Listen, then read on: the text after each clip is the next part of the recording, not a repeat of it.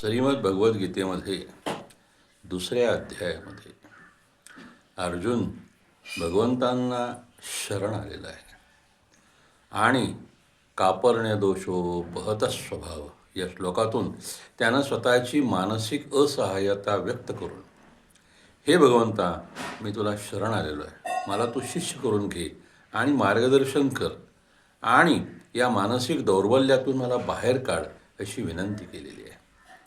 आणि अर्जुनाच्या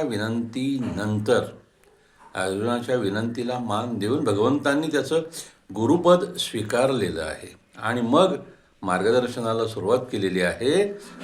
सुरुवात कुठून करतात? अशोचान्वंस चोतस्वम प्रज्ञावादांश वाचस. ज्या गोष्टींचा शोक करू नये त्या गोष्टींचा तू शोक करतोयस आणि वर पांडित्याचा आव आणून काही गोष्टी तू मलाच सांगतोयस. आपली सामान्य मानवांची हीच अडचण असते. आपण नको त्या गोष्टींचा शोक करत बसतो, मानसिकदृष्ट्या स्वतःला दुर्बल करत बसतो आणि आपल्याच चुकीच्या वागण्याचं समर्थन करत राहतो. कुठून तरी एखाद्या ओवीचा, एखाद्या श्लोकाचा आधार घेत आणि स्वतःलाच फसवत राहतो. पांडित्याचा आव आणतो आपण. या गोष्टी जर आपण लक्षात घेतल्या तर काय करायला पाहिजे हे कळेल.